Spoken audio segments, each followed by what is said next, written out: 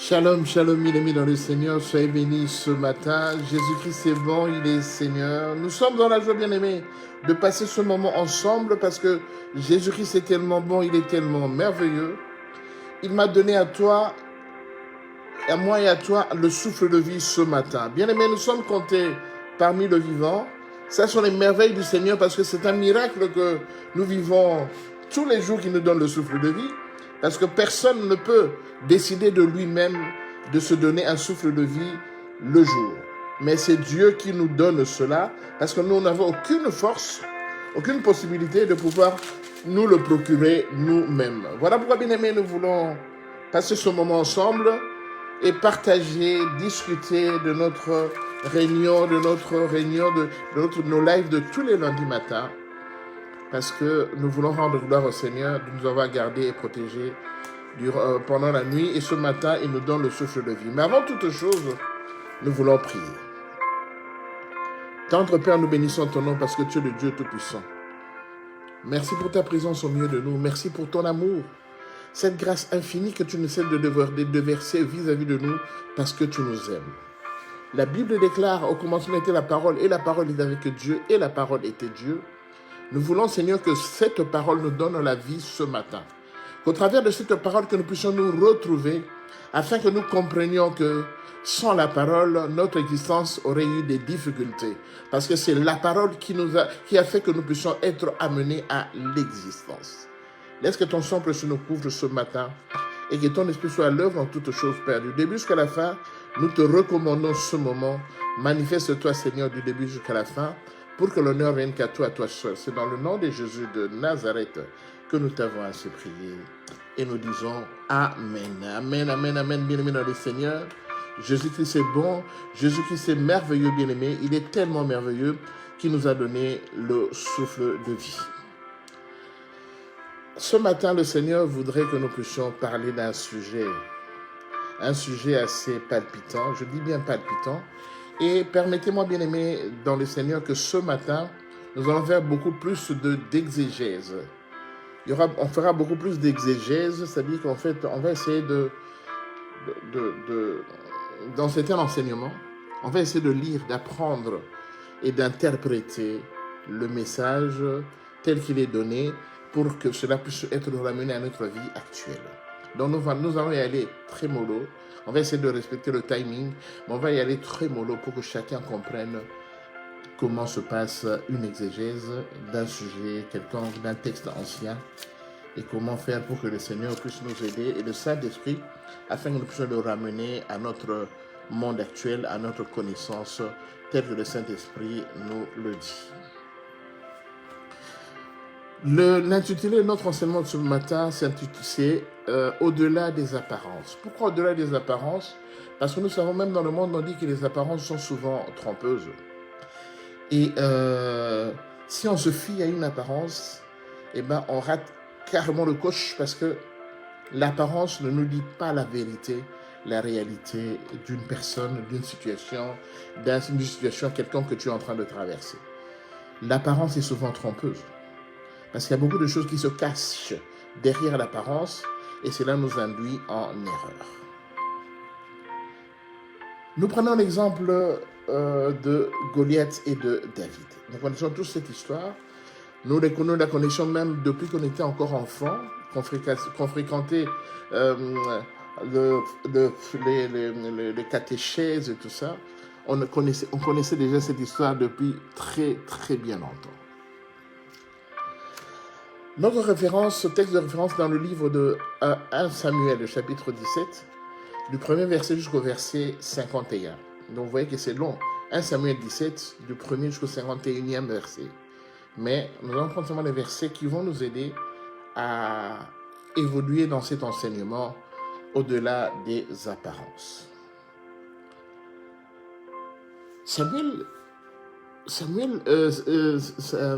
David était l'enfant de Isaïe.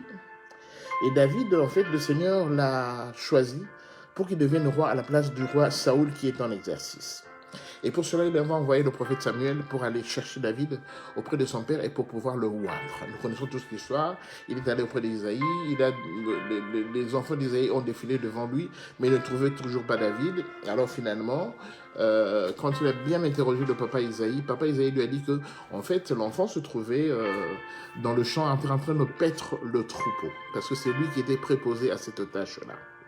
Et quand on a fait appel à David, quand David arriva, eh ben, le Seigneur dit au prophète Samuel que voilà, c'est lui, celui-là que tu dois oindre, celui que j'ai choisi. Et c'est ainsi que nous connaissons l'histoire. Le prophète Saoul a été oint, le prophète David a été oint, et puis il a été amené au palais royal, et nous connaissons la suite. Alors, maintenant, le roi David, il est déjà oint, mais il n'exerce pas encore l'activité royale. Et ce jour-là, il revenait des champs où il avait été paître ses troupeaux. Et arrivé à la maison, son père Isaïe lui dit, écoute, il y a tes 3 frères qui sont là-bas, Abinadab, Eliab et puis Shama, qui ont suivi le roi Saoul pour aller combattre le Philistin Goliath. Amène-leur à manger, s'il te plaît, comme ça, et puis tu vois aussi comment ils se portent là-bas, si tout se passe bien, tout ça. Alors tu amèneras aussi une petite part à leurs autorités, leurs supérieurs, à leurs commandants, pour qu'ils puissent quand même partager le même repas avec tes frères. Alors, 1 Samuel chapitre 17. Alors, le verset 10 nous dit, on va prendre quelques versets comme ça. Le verset 10 nous dit, le Philistin dit encore, donc là, Goliath se présente déjà, parce qu'en fait, ils étaient opposés. Les Philistins gardaient un côté de la montagne, et quand tu descendais, il y avait une vallée en bas. Alors quand tu remontais, c'était l'autre côté de la montagne, et ce côté-là était occupé par Saoul, et puis les enfants d'Israël qui voulaient combattre le Philistin. Ils ne voulaient pas combattre les Philistins, mais le Philistin Goliath. Parce que le Philistin Goliath les a tenus en échec et les a désagrégés. Il s'est moqué de tous les Philistins parce que tout le monde avait peur de lui, parce qu'il était tellement géant. Il était grand, géant, costaud et tout ça. Et tout le monde avait peur de lui parce qu'il avait une taille que personne n'avait dans le monde. Alors, le verset 10, en fait, on lui dit, le Philistin Goliath dit encore, je jette en ce jour un défi à l'armée d'Israël. Donnez-moi un homme et nous nous battrons ensemble. Bien-aimé Goliath, son but c'était de défier le peuple israélien.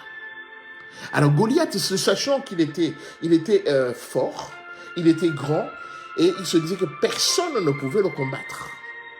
Parce qu'il était investi de cette position-là, de cette carrure, et il faisait tellement peur aux enfants d'Israël. Ce matin, je parle à quelqu'un qui a un Goliath dans sa vie. Et le Goliath est en train de le perturber.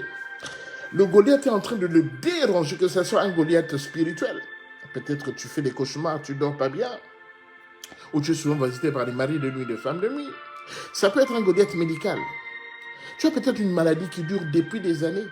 Et cette maladie, en fait, chaque fois que tu vas en consultation, il y a toujours le médecin, quand il vient faire des examens, tout ça, il vient te dire toujours des propos négatifs par rapport à cette maladie qui, au lieu d'évoluer positivement pour t'amener finalement à la guérison, mais cette maladie t'amène toujours à des situations de vie. Ah voilà, on a fait ceci, on n'a rien vu, bon, on va encore faire tel examen, mais tel examen, ça nécessite que tu sois comme ça, que tu viennes comme ça, que tu fasses, que tu sois jeune depuis 4 heures, que tu sois jeune depuis la veille, que cet examen nécessite qu'on doive aller, tu dois signer un papier. Si jamais ça ne va pas, que nous puissions te décharger de nos responsabilités. Donc voilà, ça c'est un Goliath médical. Tu peux avoir un Goliath aussi professionnel. Parce que depuis que tu es là, tu es dans la profession, tu n'évolues pas. Il y a des gens qui viennent après toi, qui prennent le poste, mais toi, tu n'évolues pas. Alléluia. Tu peux avoir un Goliath physique. De telle sorte que depuis que tu es marié, tu n'arrives pas à avoir des enfants. Depuis que tu es marié, tu n'évolues pas. Depuis que tu es marié, tu as des difficultés dans ton lit conjugal. C'est un Goliath physique et un Goliath conjugal. Tu peux avoir un Goliath hiérarchique. Au niveau de la hiérarchie, tu n'évolues pas alors que tu es parmi les anciens, parmi ceux qui peuvent aspirer à des postes. Donc, bien aimé, Goliath nous lance des défis. Goliath nous a lancé un défi depuis des années. Parce que la Bible nous dit, bien aimé, que au verset 16, la Bible nous dit, le Philistin s'avançait matin et soir, et il se présentait pendant 40 jours. Bien aimé, ça faisait 40 jours que le Philistin Goliath descendait, défiait le peuple d'Israël comme ça, devant leurs rois ainsi que devant leurs soldats. Et puis, Goliath ne trouvait personne pour venir s'opposer à lui, parce qu'il était tellement fort, tellement puissant par rapport à ce bande de fainéants qui était là devant lui. Il appelait, il les dénigrait, mais vraiment, il dénigrait avec des mots vraiment tellement méchants le peuple d'Israël. Ça fait longtemps que Goliath est en train de sévir dans ta vie et que tu n'as jamais eu la possibilité de pouvoir le chasser. Ici, ça faisait 40 jours que Goliath était en train de défier le peuple d'Israël. Ça fait combien de temps que Goliath te défie tous les jours? Il défie ta famille, il défie tes enfants. Il s'est dit qu'il lance des défis dans ton entourage. Bien aimé dans le Seigneur. J'aimerais qu'au travers de cet enseignement, que quelqu'un puisse comprendre, se rendre compte que des Goliaths, il y en aura toujours dans notre vie. Mais notre Dieu aussi nous a donné quand même d'intelligence pour pouvoir résister aux Goliaths. Parce que la Bible dit, résistez au diable et il fuira loin de vous. Alléluia. Alors le verset 24 nous dit, donc on est toujours dans 1 Samuel 17, le verset 24 nous dit ceci. À la vue de cet homme, tous ceux d'Israël s'enfuirent devant lui et furent saisis d'une grande crainte. Bien aimé, quand Goliath se présentait, la Bible nous dit que tous ceux d'Israël y fuyaient. Il était tellement imposant, il faisait tellement peur. Goliath était tellement quelqu'un qui faisait trembler le peuple d'Israël. Bien aimé, ce Goliath qui t'empêche d'évoluer, une fois qu'il se présente devant toi, tu es démoralisé. Une fois que ce Goliath se présente devant toi, tu n'as même plus de mots, tu ne sais même plus parler, articuler bien, tellement qu'il te fait peur. Je ne sais pas si vous avez déjà rendu compte que quelqu'un qui a de l'influence sur toi, je donne un exemple, tu as une dette vis-à-vis de quelqu'un de 1 000 euros, de 5 000 euros. Le délai où vous étiez fixé pour que tu puisses lui rendre sa monnaie, sa dette, est déjà dépassé.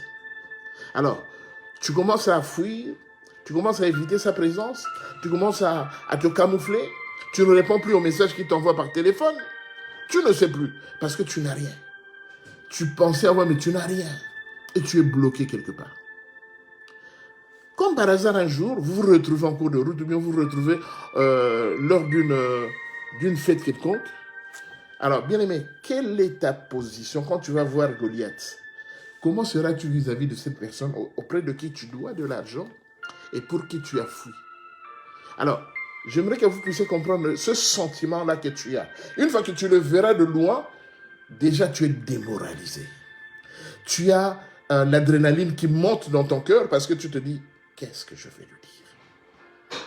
Et certains même, une fois qu'il les vit, disent, ah tiens, il est là. Tu viens auprès de ceux avec qui tu es ensemble, tu t'excuses, tu dis, je reviens. Et peut-être tu pars pour ne plus revenir parce que tu sais que Goliath va te demander des comptes.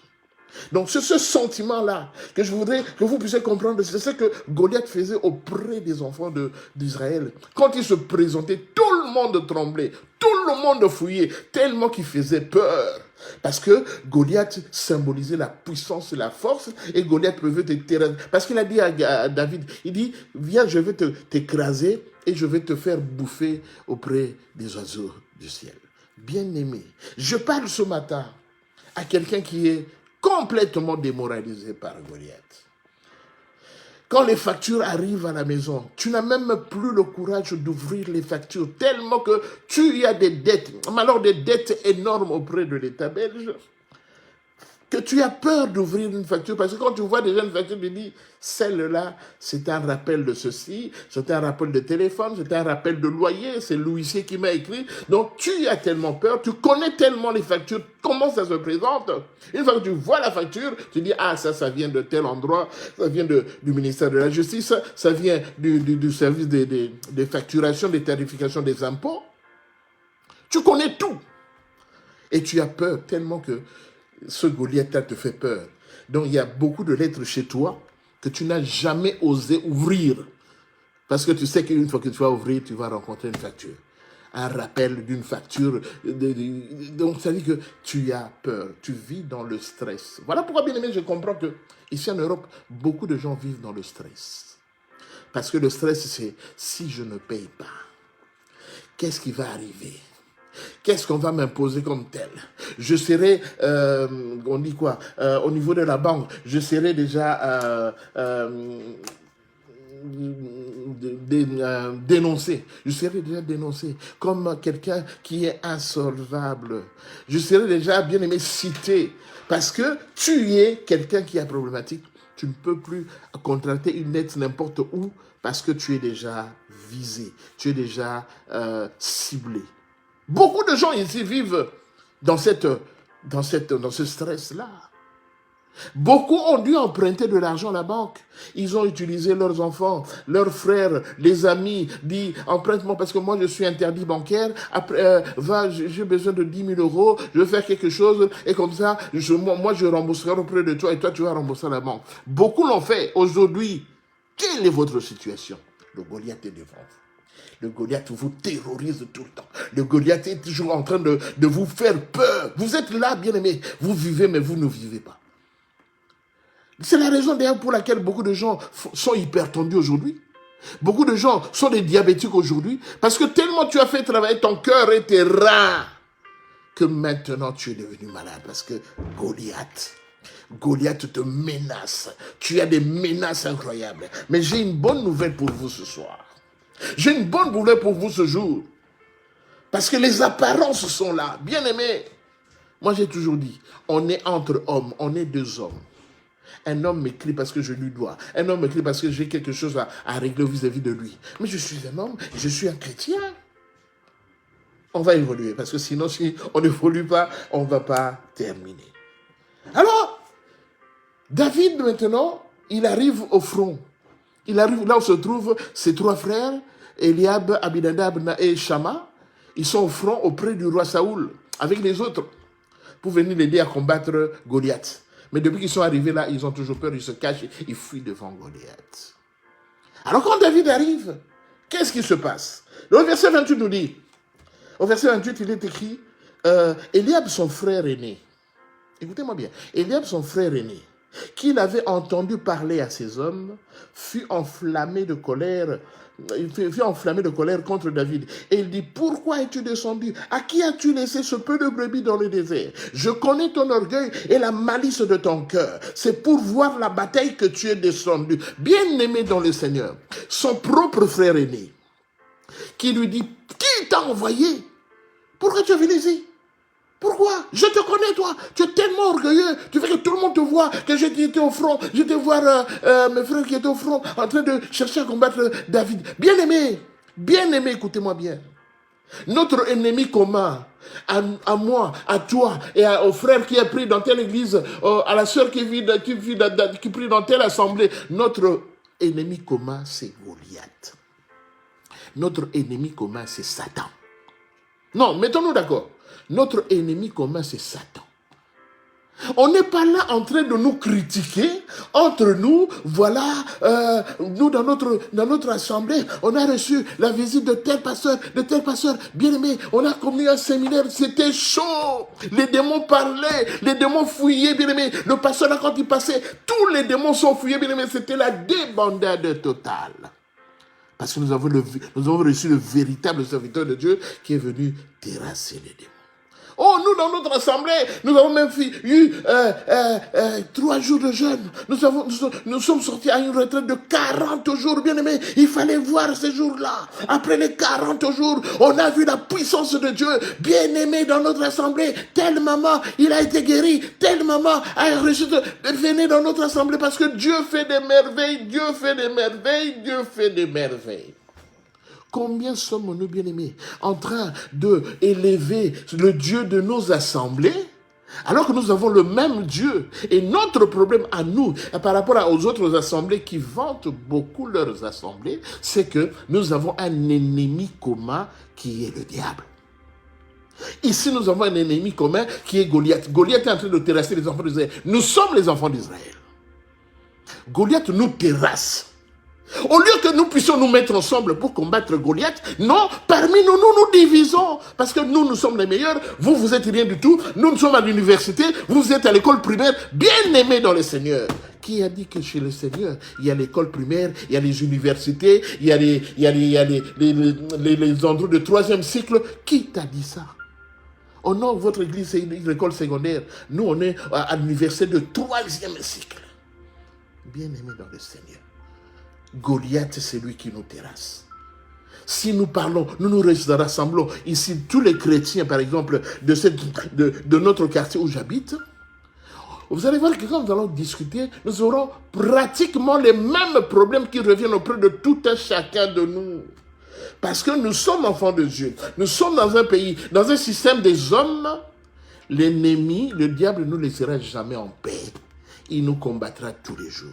Et nous, dans notre vie, nous prions pourquoi? Pour que notre vie change, que nous soyons dans de bonnes conditions, pour que celui-là qui nous terrasse, il puisse nous libérer. Bien aimé, je le dis, pour nous libérer. Alors que nous sommes entre nous, nous n'aimons pas les chrétiens qui fréquentent telle assemblée. Nous n'aimons pas le chrétien du pasteur tel, parce que ce pasteur-là, il est de mauvaise réputation. Et on dit qu'il sort avec des femmes mariées, il fait ceci, il fait cela. On dit qu'il a embrassé les fétiches, il est dans la rose croix, dans la magie. Bien aimé, nous critiquons. Pourquoi? Pourquoi? Il fut un moment, à Anvers, les assemblées chrétiennes africaines qui étaient là, chacun a été voir le bourgmestre pour demander au bourgmestre s'il peut les aider pour avoir une nouvelle salle, parce que la salle de son, c'est petit et tout ça. Alors, le bourgmestre a eu au moins 4 ou 5 responsables des cultes, des assemblées, des Africains, qui est venu le voir pour lui demander leur participation, leur assistance pour avoir une salle de prière.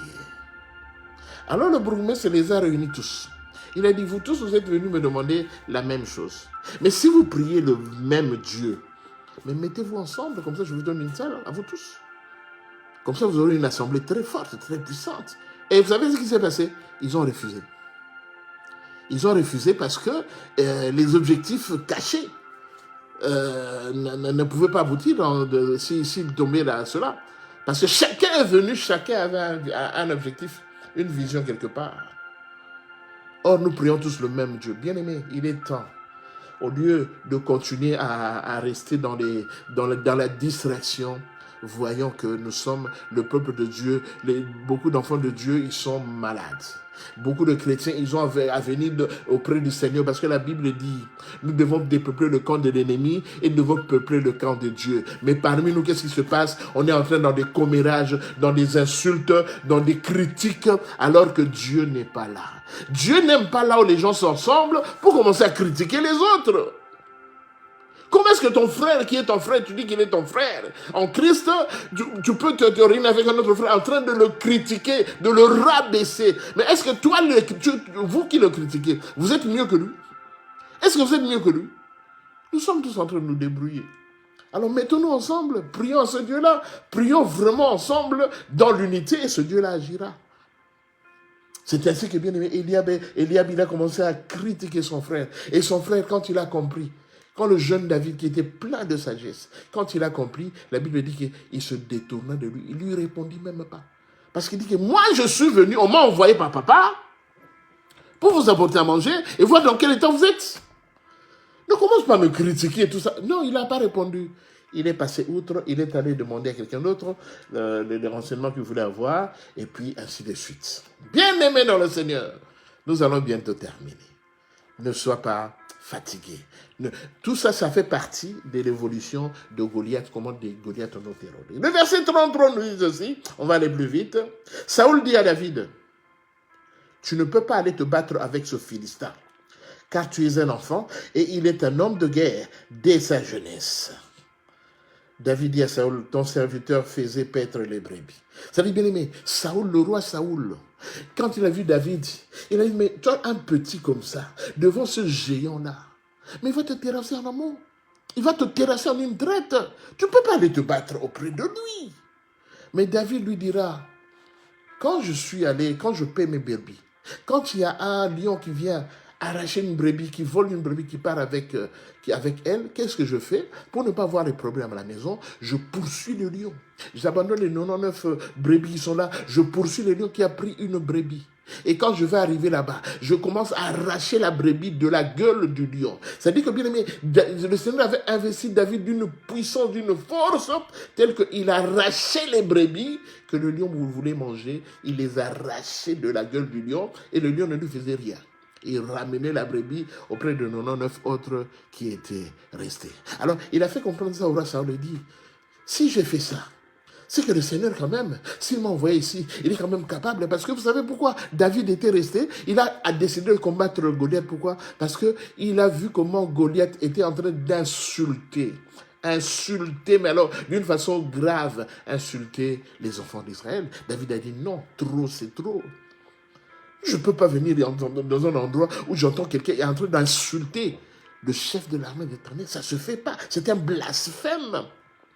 Comment un païen, comment là où je travaille, comment mes responsables, mes chefs, qui sont même pas les chrétiens, qui sont dans l'occultisme, dans les choses bizarres, est en train d'insulter mon Dieu, le Dieu, le Jésus, qu'est-ce que je défends? Mon Seigneur et mon Sauveur, celui-là que je prie tous les matins, tous les soirs. Comment est-ce que mon chef peut l'insulter devant moi? Et je suis là, je ne dis rien. Parce que si je dis quelque chose, on va me chasser du service.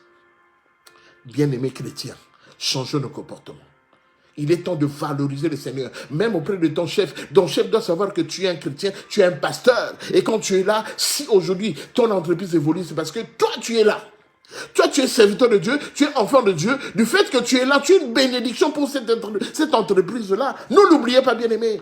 Ce n'est pas par hasard que nous sommes dans des entreprises, nous travaillons dans des sociétés. Nous sommes une bénédiction de Dieu pour cette entreprise. Tu vas voir, une fois que tu quittes une entreprise, tu vas travailler ailleurs. Quelques temps après, cette entreprise commence à avoir des difficultés.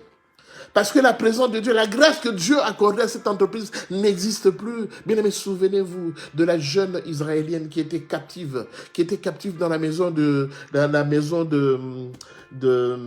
serviteur, du commandant de l'armée. Oh là là, comment j'ai oublié ça. Le commandant de l'armée qui avait des blessures partout et tout ça. Souvenez-vous de cette jeune fille-là. Il a dit, mais mon Seigneur, qu'est-ce que ça te coûte? Tu continues à souffrir de la lèpre. Va seulement auprès du roi d'Israël, il va te recommander un serviteur de Dieu. Et je sais que ce serviteur de Dieu, il va faire en sorte que ta lèpre va partir, bien-aimé dans le Seigneur. Nous sommes une bénédiction partout, nous sommes une bénédiction, ne l'oubliez pas. Ne l'oubliez surtout pas. Là où tu travailles, tu es une bénédiction pour cette entreprise. Auprès de la dame sur qui tu travailles, tu es une bénédiction pour la maison de cette dame-là. Parce que c'est toi qui as Jésus avec toi. Et quand tu viens travailler là-bas, tu apportes une bénédiction. Bien aimé, ne l'oubliez pas. Vite, nous allons terminer. Alors, le verset 40, le verset 45, la Bible dit, au verset 45, la Bible dit, David dit aux Philistins, tu marches contre moi avec l'épée, la lance et le javelot, et moi je marche contre toi au nom de l'Éternel des armées, Dieu de l'armée de l'Éternel. Bien-aimés, j'aimerais seulement vous dire que quand nous prions, quand nous combattons, quand nous sommes allés travailler, quand nous travaillons avec au nom de l'Éternel des armées. Nous invoquons le nom de l'Éternel des armées pour commencer à travailler. Nous invoquons le nom de l'Éternel des armées, Jésus-Christ de Nazareth, celui-là qui est ressuscité, qui est ressuscité pour toi. Nous travaillons au nom du Seigneur Jésus-Christ, de l'Éternel des armées. Nous ne travaillons pas au nom de n'importe qui. Alors, maintenant la question c'est de savoir pourquoi David a tué Goliath. Pourquoi David, après avoir tué Goliath, il est venu couper la tête de Goliath. J'aimerais dire à une personne ce matin, que tu es la postérité de la femme.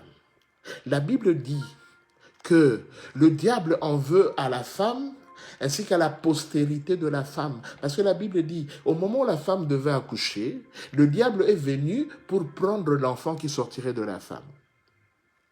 Mais la Bible nous dit que Dieu, dans son amour, il a placé quelqu'un, il est venu lui-même pour récupérer cet enfant, pour que cet enfant ne soit pas pris par le diable et qu'il soit protégé.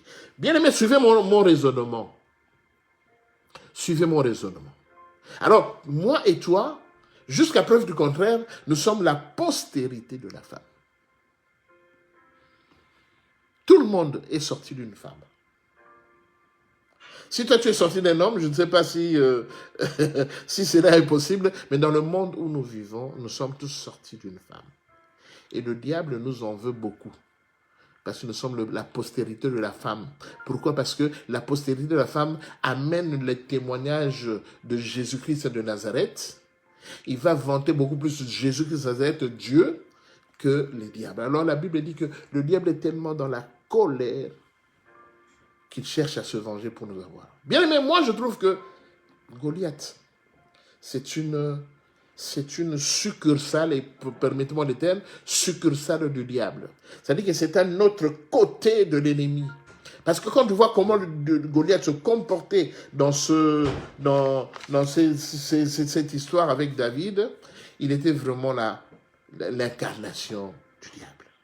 Alors, David a accepté de combattre Goliath. Pourquoi?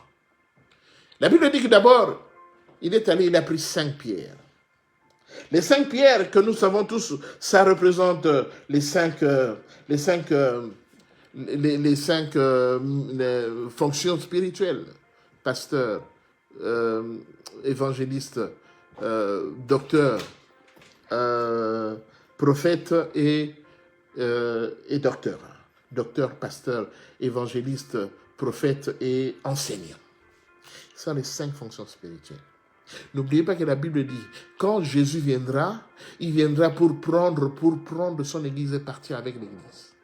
Si tel que chrétien, tu n'es ni enseignant, ni prophète, ni pasteur, ni docteur, ni évangéliste, sache que quelque part, il y a quelque chose qui ne fonctionne pas. Donc, cherche à viser, selon ce que le Saint-Esprit vous a fait conduire, à viser une des fonctions spirituelles pour que tu fasses partie de l'Église. Parce que Jésus viendra prendre son Église. Il ne viendra pas prendre son assemblée. Il ne viendra pas prendre son ministère. Il viendra prendre l'Église parce que nous sommes l'épouse de Jésus. On est d'accord. C'est ainsi qu'il avait pris 5 bâtons. Mais il a utilisé il a pris 5 pierres. Mais il n'a utilisé qu'une pierre. Il n'a utilisé qu'une pierre avec une fronde. Alors, il a également dit dans le verset 40, au verset 40, il a dit ceci. Et il s'en débarrassa. Il prit en main son bâton, je parle de David. David, il prit en main son bâton, choisit dans le torrent 5 pierres polies et les mit dans sa gibecière de berger et dans sa poche. Donc, il prit un bâton et il prit 5 pierres et il en choisit une qu'il a utilisée pour combattre Goliath. Mais, comprenons bien aimé, nous avons dit que les 5 pierres représentent les 5 fonctions spirituelles, telles que Jésus nous a données dans Éphésiens chapitre 4, du verset 11 au verset 12. Les 5 fonctions spirituelles. Mais il n'en a utilisé qu'une. Pourquoi il n'en a utilisé qu'une pour tuer Goliath? C'est ça la grande question. David était petit. Goliath était big. Je crois, big. Peut-être il mesurait 3 mètres de haut. Mais Goliath n'a utilisé qu'une seule pierre pour terrasser David. Parce que le Seigneur nous a donné quand même cette sagesse et cette intelligence de comprendre que quand quelqu'un il est anormal, quand quelqu'un n'est pas normal, il est anormal. Bien aimé, disons les choses telles quelles. Dieu a créé l'homme selon son image, selon son image et selon sa ressemblance. Jusqu'à preuve du contraire, Dieu a créé les hommes avec une certaine stature, une certaine taille et une certaine apparence physique. Mais quand nous voyons Goliath, c'est une anomalie de la nature. Je répète, Goliath, c'est une anomalie par rapport aux gens que Dieu crée. Ce qui fait que Goliath, sa grandeur là, bien aimé, étant infirmier de formation, on a essayé de voir parmi toutes les maladies anormales de croissance, de grandeur, tout ça, de carrure, il y a une maladie qu'on appelle le gigantisme. Le gigantisme, c'est une maladie qui fait en sorte que la personne est très grande, géante, costaude. Il a une paume de main, peut-être 2 fois, 3 fois ma paume de main comme ça. Il a une tête big, très grande, parce qu'en fait, chez cette personne, toutes les hormones de croissance sont en excès. C'est d'ailleurs à cause de cette maladie qu'on dit gigantisme, donc grand. Donc, comme les hormones de croissance sont produites en excès, ça donne à cette personne cette carrure-là. Ils ont plein de maladies. Ils ont vraiment plein de maladies. Mais la maladie la plus caractéristique auprès de ces gens-là, comme ils ont beaucoup d'hormones beaucoup d'hormones de croissance en exagéré, ils ont un problème de vision. Je répète, ils ont un problème de vision. Ce sont des gens qui ne voient pas très bien.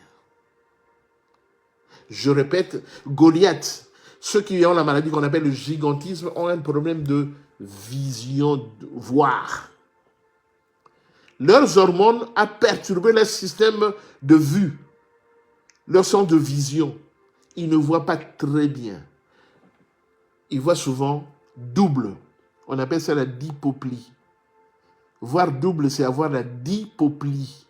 Ces gens-là sont comme ça. Alors,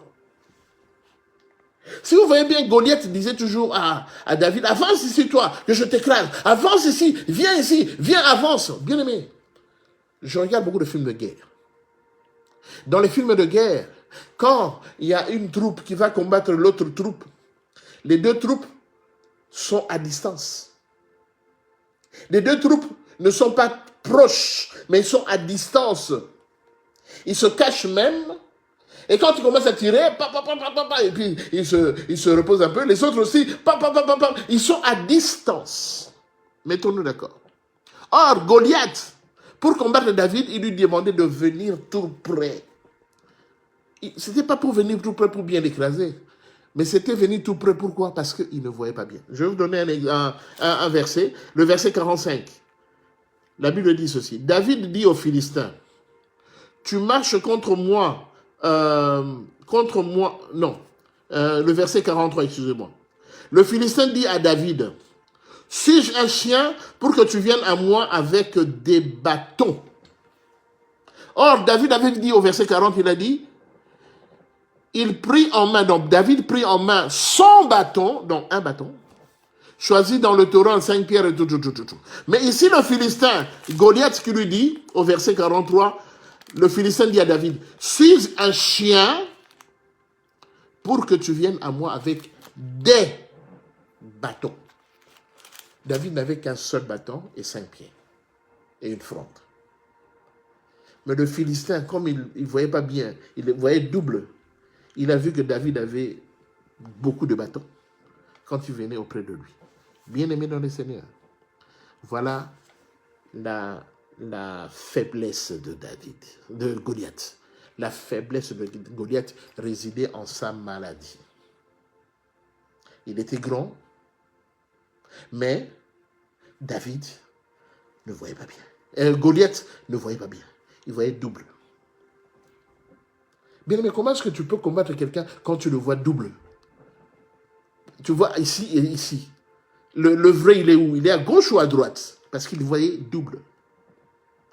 Et David a usé de cette anomalie pour ne prendre qu'une pierre, qu'il mit dans son fronde, et il calcula bien. Parce que quand il calculait, lui, il voyait David double. Mais David a calculé, il a frappé au milieu de son front, et puis Goliath est tombé, m'a calé en une fois. Alors j'aimerais dire ce matin à un frère, à une sœur, David n'est pas plus fort, Goliath n'est pas plus fort que toi. Toi, tu es un David. Dieu t'a mis, il t'a mis tout ce qui est important pour que tu puisses combattre le Goliath. Parce que Dieu a vu que pendant 40 jours, il ne faisait que défier les enfants d'Israël. Le Seigneur a vu que pendant des années, ce problème, cette maladie, ce manquement, ce manque d'enfants, ce célibat, il te terrasse depuis des années et des années. Bien-aimé, le Seigneur n'est pas aveugle. Le Seigneur n'est pas aveugle. Il voit tout ce qui arrive auprès de toi. Alors j'aimerais te dire ce matin qu'aujourd'hui le Seigneur veut que le défi que Goliath mettait sur toi soit arrêté maintenant. Parce que Goliath n'est pas plus fort que son apparence. Son apparence, c'est trompeur. C'est pour te faire peur. C'est pour te mettre dans des stress. Aujourd'hui, tu es dans des stress. Tu pries, mais tu ne vois pas le résultat parce que tu es dans les stress. Tu pries, mais tu te dis, si le problème arrive, qu'est-ce que je vais arriver? Je prie, mais si demain Lucien vient à la maison, qu'est-ce que je vais faire? Je te dis que tu y es capable. Tu es capable d'affronter Goliath. Parce que Goliath, il a une maladie. Il a la dipoplie. Goliath ne peut rien faire sur toi parce qu'il ne voit pas bien. Il le voit double. Quand il voit double, c'est un avantage pour toi. C'est un avantage pour toi. Alors ce matin, j'aimerais dire à tous les David, j'aimerais te dire que le Seigneur voulait que cet enseignement, que tu puisses l'écouter, pour que tu changes ta façon de voir les choses. Le Seigneur voulait que cet enseignement, que tu puisses l'écouter, pour que tu puisses savoir que Goliath, aujourd'hui Goliath est fini. Aujourd'hui Goliath, il a fait son œuvre pendant plus de 40 jours, pendant plus de 2 ans, pendant plus de 10 ans, pendant plus de 20 ans. Il a fait son œuvre, mais trop c'est trop. Bien-aimé, trop c'est trop. Aujourd'hui, le Seigneur veut t'amener à une autre dimension. À une autre dimension. Bien-aimé, j'ai pris le temps pour bien expliquer cet enseignement. On n'aura pas le temps de prier aujourd'hui. On va prier par rapport à ça. On va prier par rapport à ça le vendredi. J'aimerais dire à quelqu'un, à chacun de vous, bien-aimé, pendant ces jours-ci, à partir d'aujourd'hui jusqu'au vendredi, demande au Seigneur de te révéler encore d'autres choses. Parce qu'il y a peut-être d'autres Goliaths dans ta vie que tu as oubliés.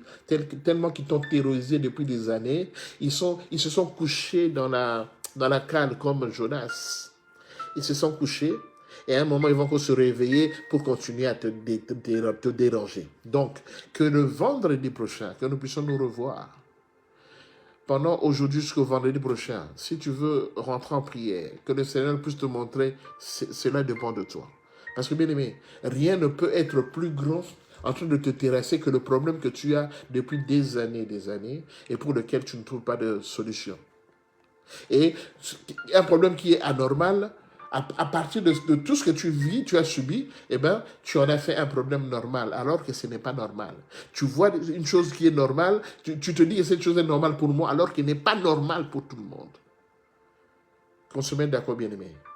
Le vendredi, on se retrouvera pour prier par rapport à ce problème de Goliath. Parce que Goliath, il faut qu'on l'extermine. Il faut qu'on finisse avec Goliath. Parce qu'il ne peut pas continuer à te déranger toute ta vie. Nous allons prier. Je veux vous remettre dans les mains du Seigneur, que le Saint-Esprit de Dieu vous aide à comprendre et à connaître, à avoir de la révélation par rapport à Goliath dans ta vie. Je veux prier. Tendre Père, je bénis ton nom ce matin parce que tu es le Dieu Tout-Puissant. La Bible déclare, il envoie sa parole et sa parole les guérit. Seigneur, tu ne parles pas en vain. Quand tu parles, Seigneur, c'est qu'il y a une vérité qui est quelque part cachée et que toi, tu l'as mis cette vérité à nu. Ma prière ce matin, que tu puisses encore toucher le cœur de mon frère et le cœur de ma soeur, afin qu'il puisse encore, Seigneur Jésus, avoir la révélation par rapport au Goliath qui dérange sa vie.